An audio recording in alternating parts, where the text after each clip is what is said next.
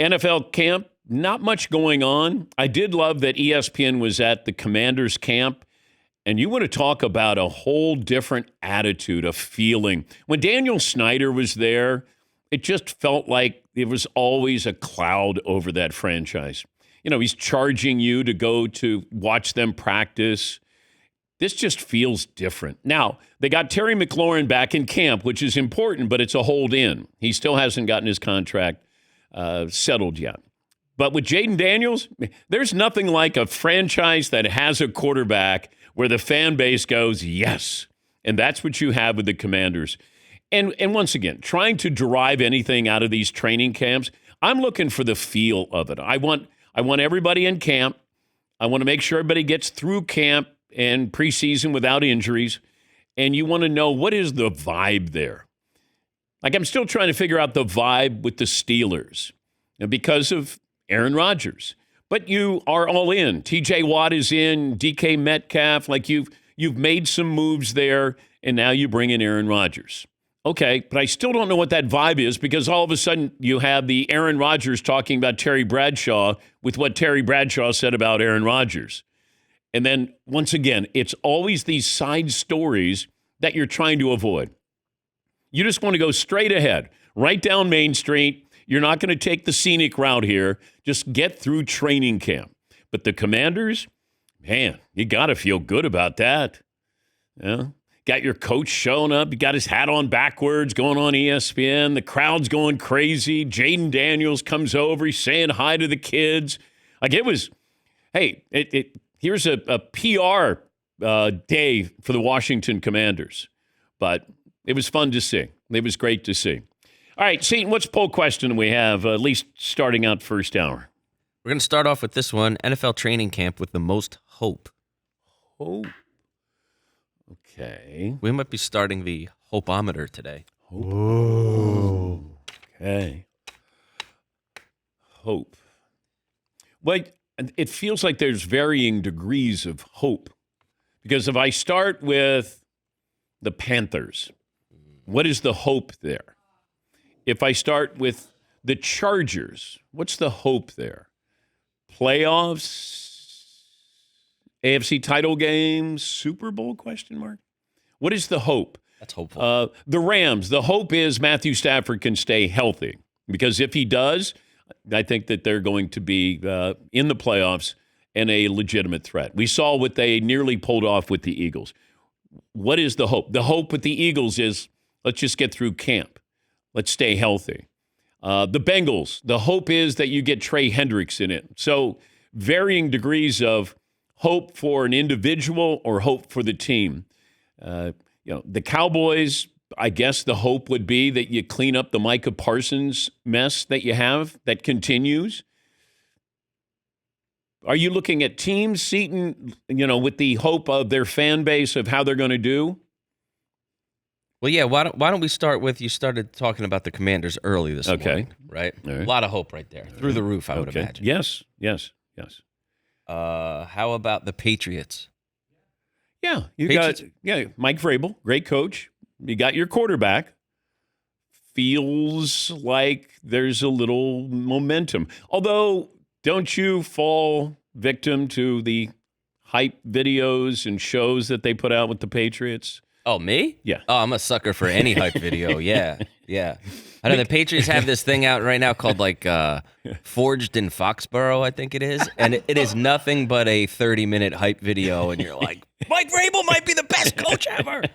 Yeah, every random dude they got, look, and now Ali Shuckatelli came in. He's got to be a great lineman. Oh, my God, have you seen this guy? That is not an actual person, but I know what you're saying. It feels like if they show anybody in slow motion, that they automatically become great. When you're showing these videos and you're seeing, and it just feels like, the announcer's voice goes down a little bit lower than that. The silver and black clad masters of intimidation. Yes, Marvin. Yeah, I don't care how sorry a team is, but if you see a highlight package right before they come out on the field, even though they're 0-14, and it's, I can feel it coming in the air.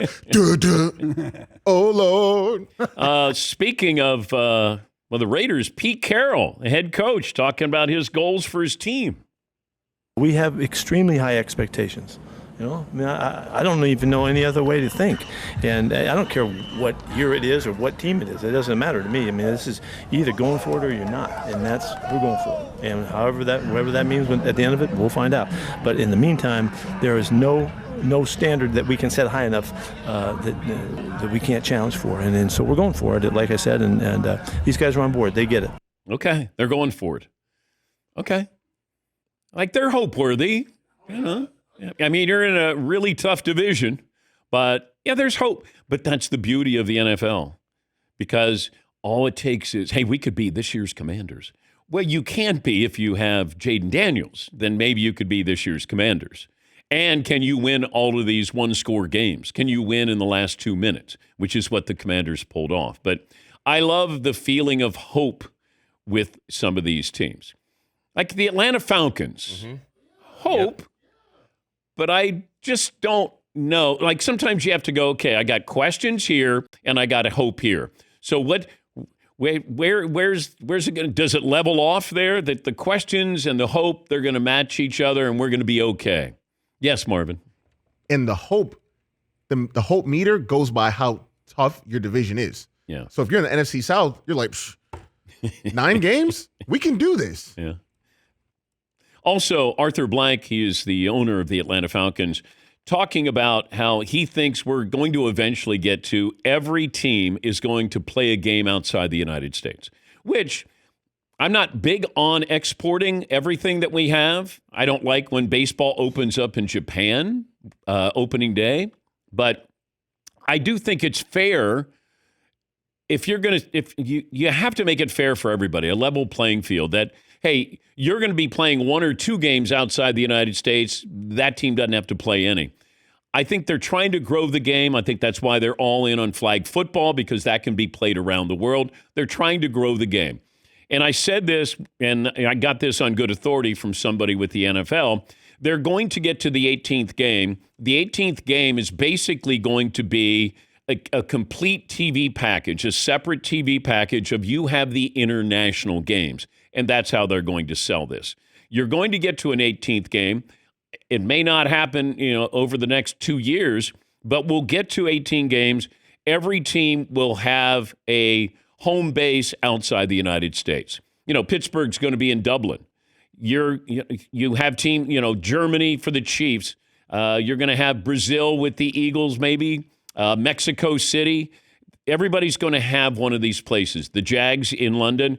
That's how they want to grow the game. Export it, and then those cities, those countries will embrace that team. That will be their team. So it's not just Jacksonville's playing in London, but also you have owners who have soccer franchises around the world. And they're probably saying, hey, I can get my NFL team into my soccer stadium and get a couple of bites of the apple here. So this is what's going on. The question is, when does it happen? It's not if, but when. And when it does, they're going to make even more money because they'll sell this as a separate TV package. Yes, Paulie. One other team I would like to throw on the hope meter. Okay. How about the Denver Broncos? They finally cleaned up their quarterback situation. Bo Nix, I know you got to get past the Chiefs, but hope. They haven't had hope in a couple years. Felt like they overachieved last year. Oh, you're a hope killer. Don't be a hope killer. Yeah. I didn't know what you're saying. I'm going hope solo here. Yes. That I'm not all in with Denver and Washington, even though they got their quarterbacks and I like their coaches and the vibe is really good. It's just sometimes you look at a team and you go, how did they get to that many wins? And it's weird. I felt like the Broncos got to that win total maybe a little more legitimately than Washington did. But Washington came up big when they needed to. It's just that's not sustainable. And I hate bringing this up, but I do bring up the fact that they're winning these really close games in the final minute or so. It's really hard to continue to do that unless you're the Kansas City Chiefs. Yes, Todd. Is it a sophomore slump thing, or is it that you get figured out after the first year now that there's video on these guys and the adjustments are made and all of a sudden they're not as shocking and surprised to see what they're going to do year two? Yes. Both of those things. Thank you, Todd. It's like the Texans. It just didn't feel like they were going to be better this past year with the previous year. And C.J. Stroud was wonderful. But, man, it's tough. That second year, after you surprise people, it's like when a pitcher goes through the lineup one time, and all of a sudden he's like, man, I'm dominating. Then all of a sudden you go through the second time in the lineup and you don't make it all the way through. They get a book on you, and you have to. Bo Nix will have tells, tendencies. Now it'll be different. The game plan will be different. And I think that's where you want to see this second year for a lot of these teams or quarterbacks. That's what, Drake May. Do you take the next step up? Do defenses figure you out a little bit more? It's a chess game. It's a constant chess game.